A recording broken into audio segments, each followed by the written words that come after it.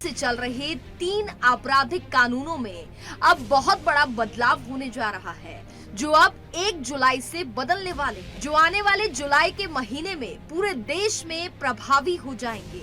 जिनको पिछले साल यानी 2023 के दिसंबर में संसद द्वारा पारित किया गया था, जिसके बाद ये तीनों नए कानून भारतीय न्याय संहिता, भारतीय नागरिक सुरक्षा संहिता और भारतीय साक्ष्य अधिनियम कहे जाएंगे, जो क्रमशः भारतीय दंड संहिता 1860,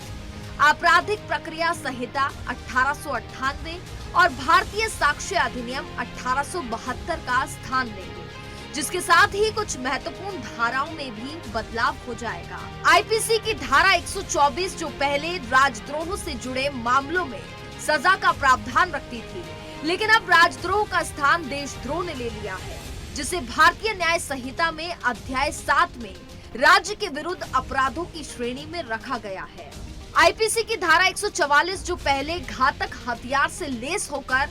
गैर कानूनी सभा में शामिल होने के बारे में थी, इस धारा को अब भारतीय न्याय संहिता के अध्याय 11 में सार्वजनिक शांति के विरुद्ध अपराध की श्रेणी में रखा गया है। पहले किसी की हत्या करने वाला धारा 302 के तहत आरोपी बनाया जाता था, लेकिन अब ऐसे अपराधियों को धारा 101 के तहत सजा मिलेगी।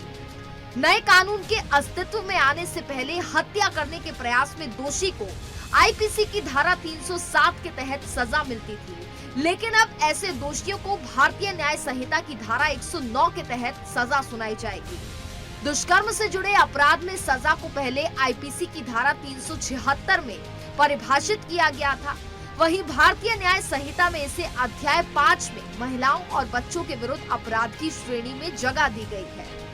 पहले मानहानि के मामले में आईपीसी की धारा 399 इस्तेमाल की जाती थी, वहीं अब मानहानि को भारतीय न्याय संहिता की धारा 356 में रखा गया है। भारतीय न्याय संहिता में अब धोखाधड़ी या ठगी का अपराध 420 में नहीं, अब धारा 316 के तहत आएगा, जिसे भारतीय न्याय संहिता में अध्याय 17 में संपत्ति की चोरी के विरुद्ध अपराध। इससे पहले भारतीय दंड संहिता में 511 धाराएं थी, लेकिन अब भारतीय न्याय संहिता में 358 धाराएं ही रह गई हैं, जिनमें अब संशोधन के जरिए 20 नए अपराध शामिल किए गए हैं, जिसके साथ ही 33 अपराधों में सजा की अवधि बढ़ा दी गई है, तो वहीं 83 अपराधों में जुर्माने की रकम भी बढ़ा दी गई है। Bureau report, Sudarshan news.